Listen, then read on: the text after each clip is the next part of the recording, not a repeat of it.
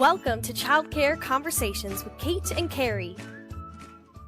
Most directors spend their day looking for problems. The crying child, the classroom that feels chaotic, the teacher who forgot something. Carrie, how can we help folks understand what I would consider one of the basic leadership habits and why maybe they need to start changing their mindset about their staff? Well, I don't know that they're actively looking for all the things that are going wrong, but they are noticing all the things that are going wrong because that's what's rising to their attention. Because a crying child is going to get your attention, and a grumpy parent is going to get your attention. That's their whole job as being a grumpy parent, is to get in your face and get your attention. And when you walk down the hall and everything's going the way it's supposed to, you don't notice it. That's the whole point of the way your brain works. Your brain looks for novelty, what is not the way it's supposed to be. And so you notice when something's not the way it's supposed to be. This through real quick because I just want to touch on something. So if we think about the fact that a lot of directors end up as directors because they were really, really good teachers, right? And they got promoted. But even as a teacher, what we are often talked about and trained in workshop is things related to licensing visits, how to make your parents happy, safety issues and compliance. So we aren't necessarily taught at any point in time, even personally or professionally, probably to look for the positives, right? We are when we go to workshops on classroom management. In classroom management workshops, they'll tell us that you need to catch that child doing things appropriately 5 times for every time you give them negative criticism. So, but that's the only workshop I know where we hear about that. And the thing is, yeah, go ahead. I was just going to say, like, that whole how many times people hear a negative information over the course of a day. There's lots of research on it for kids, and I'm sure there's research on it for adults, but I've never heard that research in a training or read it in a book. I'm sure it's out there, but I don't know that I've heard it or seen it anywhere. Actually, I have, and I'll have to go pull it because it was something I used in like one workshop and only one workshop. That's why I said it's that mindset thing. Sometimes when we think about staff trainings that our staff have been to or that we've been to, we don't look at how can we apply this outside of that setting. So how can we apply it outside of the classroom? Or in this example, how can we apply this in our real life, in our other roles? Because if you learn that as an early learning leader, as an early learning teacher, chances are that would be helpful for you to use in your day, in your day life, right? In your outside of work life.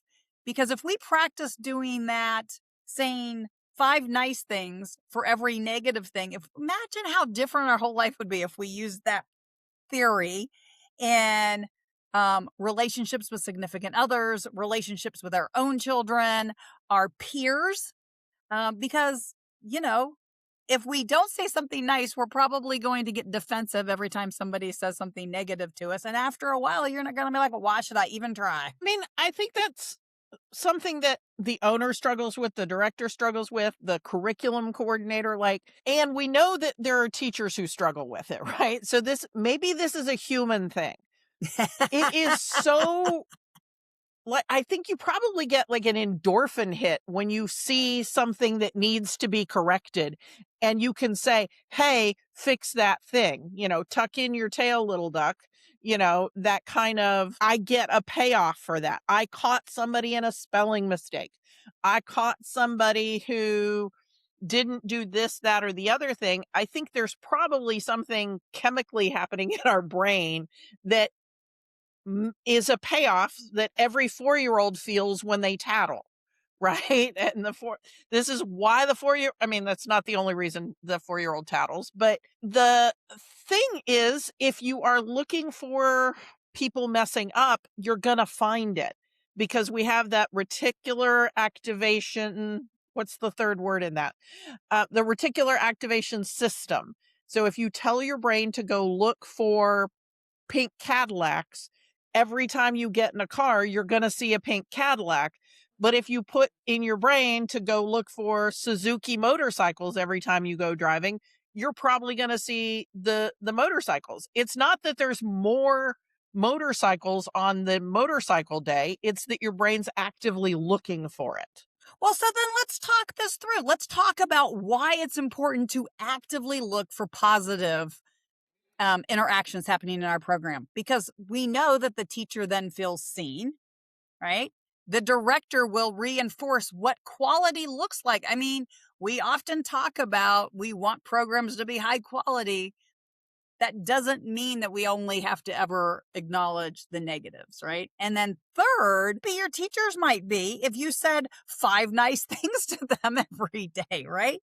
I mean, when you talk about learning to be some coaching strategies as an owner, I mean, this is a coaching tool, right? Like if you say, I noticed you did this, but now it's, I noticed you did this and it's a positive thing, right? Like we do a lot of the, I noticed this, but hardly ever do we stop and actually do the, I noticed this when it's positive.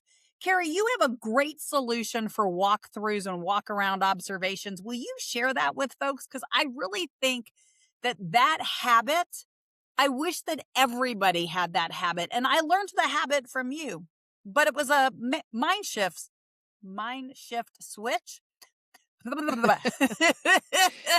I mean, but I think that you do it really, really well. Yeah, I mean, I just made up little slips of paper that were called caught in the act. And I would take a certain number of them with me when I did my morning walkthrough or my afternoon walkthrough. And so I would have, I would be like, okay, today is Monday. I'm going to try to do 3 caught in the acts while I'm walking around because I'm more likely to see some stuff that's not entirely what I want on a Monday.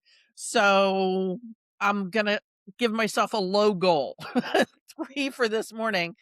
But then maybe on, Wednesday, I have lots of excitement. Or here's the thing. If I was in a bad mood on a Wednesday, then I would give myself a high number of caught in the acts to give out. And I can't go back to the office until I've given out that many caught in the acts. And it's okay. I love this. I love that. When you're in a bad mood, I don't think I ever realized that part. So that when you were in a bad mood, you actually challenged yourself to go find more positives. Love that. Because it changes my mental state.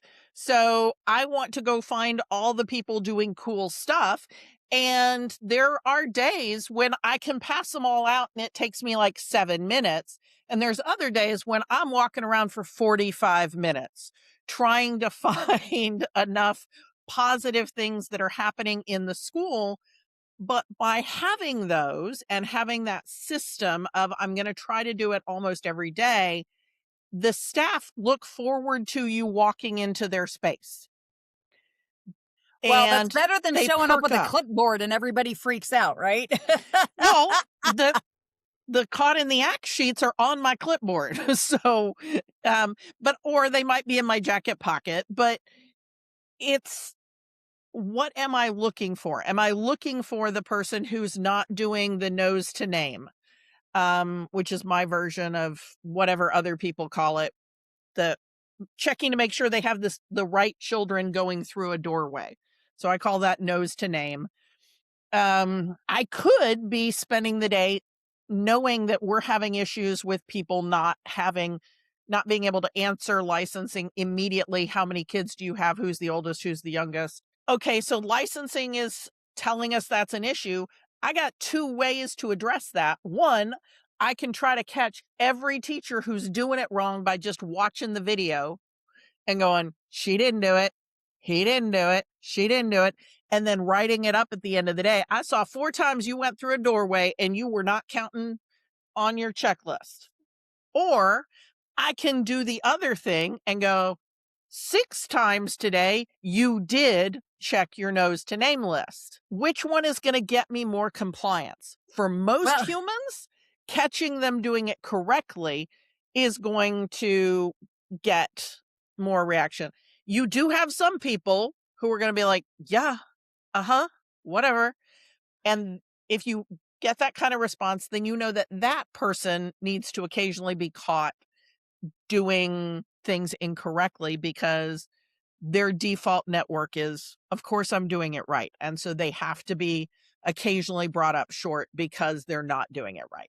But most people want to hear that whole, I did a good job. If you think so, if you just like, if you have to, I mean, if it was me, I'd probably have to make a list to go with my list, like a list of examples, especially if this is new to you. So if you're listening to this and you're thinking, yeah, that makes sense, but it's going to be a new habit for you to start, I'm going to suggest you start by making a list of 5 or 6 positive things you're looking for, because you don't want them all to be exactly the same, right? You don't want to tell every teacher that what they did was the nose to name, and that's the only positive thing you can come up with all day, because your brain is so wired for the negatives. So think about the teachers who help children solve problems. Think about the teachers who help calm that child down.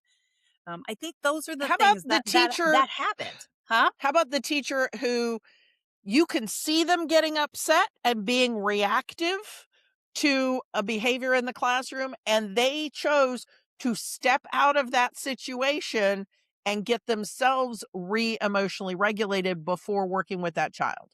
That's a Oh, thing I think you I should think that's a great 100% one. recognize. Yeah, Absolutely. because that's important.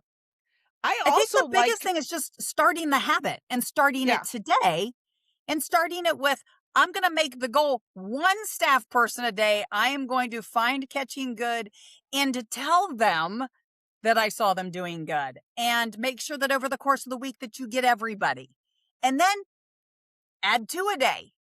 Right? Because I think that it would be so, I don't think, I know that your staff would be in better moods, which means your parents are going to be in better moods, which means your children are going to be in better moods.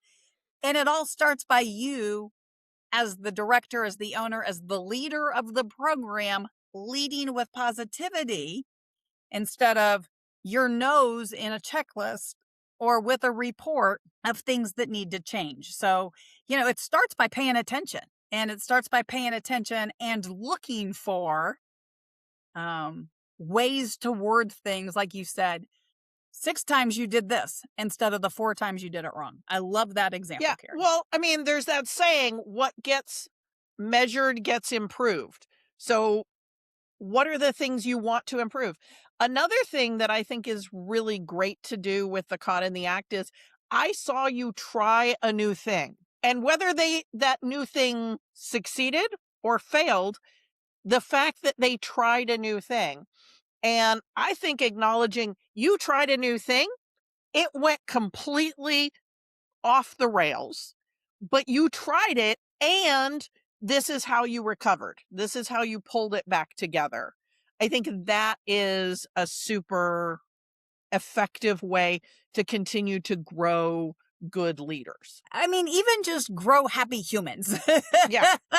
Because I think that's what, like, the one thing that I'm really getting out of this conversation is that there are so many things like this that we learn in workshops as a teacher to apply in our classroom. And we forget as teachers, because a lot of times as trainers and even as professionals, we forget to remind you that you can go take this at home and practice it at home, and you can take this to your PTA meeting and practice it with the grown-ups in your life. Like, this isn't just something that you do with the kids in your life or the kids in your classroom. It's, you can pull this across, all the way across. And I just think that's really, really important. So, Carrie, somebody's listening right now and they're like, I still don't get it. They're still struggling with the caught in the act concept, the finding something positive, or they like it, but they're not sure how they're because that's not how they generally are. And they're sure their teachers are going to, like, I don't know,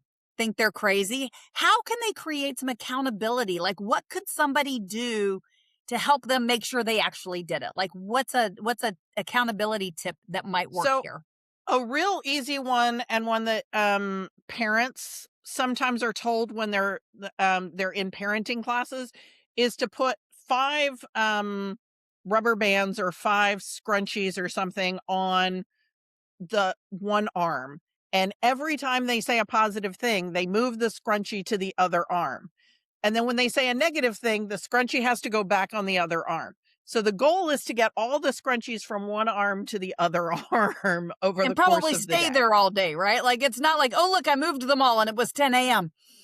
Yeah. And then by noon, who the hell knows And where they so are? that's a pretty straightforward thing. And you could do it again, working to improve your relationship with one individual. So you might have someone on the team that you're constantly having some conflict with, or you guys are just not communicating effectively.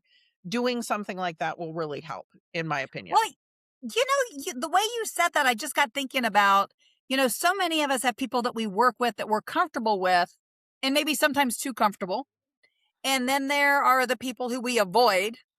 But in both of those scenarios, if we get too comfortable, we also forget to do just what I would call good human stuff, right? Like Yep. how to be nice to other humans. I mean, I feel like sometimes we need to even the grown-ups need to go back and watch some reruns of Mr. Rogers and, won't you be my neighbor? Well, some people may be like, I don't want to be your neighbor. Yep. Absolutely. Well, I know we could talk about this for another 20 minutes. But I want, this is one that I think really keeping it to a short time so that you can now go out, go do it right now.